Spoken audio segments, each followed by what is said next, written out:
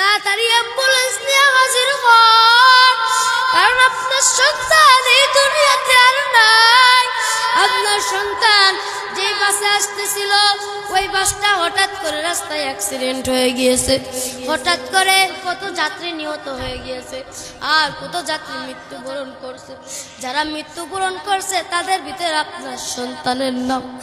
তাড়াতাড়ি আসেন, আপনার সন্তানের লাশটা নিয়ে যান। আপনার সন্তান এখন পড়ে রয়েছে, তাড়াতাড়ি সম্ভব অ্যাম্বুলেন্স নিয়ে হাজির হন। বাবা হাতের থেকে ফোনটা ফেলাইয়া অ্যাম্বুলেন্স নিয়ে হাজির। মা সেহরি খায়া রোজা রেখা রাখছে। এবার সকাল 7টার সময় দেখে বাড়ির পার অ্যাম্বুলেন্সের আওয়াজ। এবার মা ডাক দিয়া কয়, আমার বাড়ি কেন অ্যাম্বুলেন্স? আমার সন্তান কই?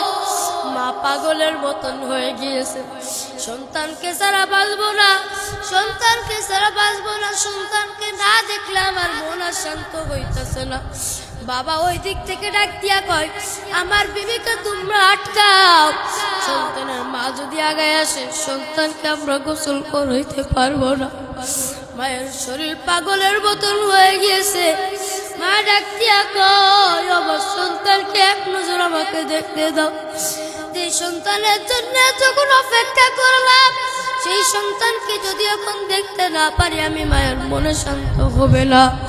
এবার মা কোনো মতন ছুটাইয়া দর মারিয়া অ্যাম্বুলেন্সের দরজা খুলিয়া সন্তানকে জড়ায় ধইরা কই, সন্তান আমার কাপড় লাগবে না, আমার শাড়ি লাগবে না, আমার পোশাক লাগবে না। ও সন্তান, আমি শুধু চাইছিলাম ও সন্তান তুই আমার বুকে জড়ায় ধরবি। ও সন্তান, আমি তোকে নিয়ে আজকে শেষ পুজোটা রাখবো। ও সন্তান, আমার আশা নাই, আমার আর ইচ্ছা পূরণ হইল না।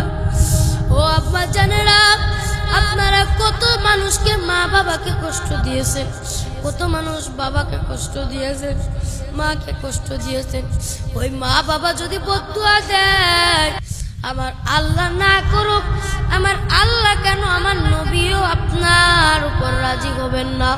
নবী আমার ডাক দিয়া কয়, আমার আল্লাহ যদি গুনাহ মাফ করিয়া দেয়, আমি নবী কোনোদিনও গুনাহ মাফ করব না।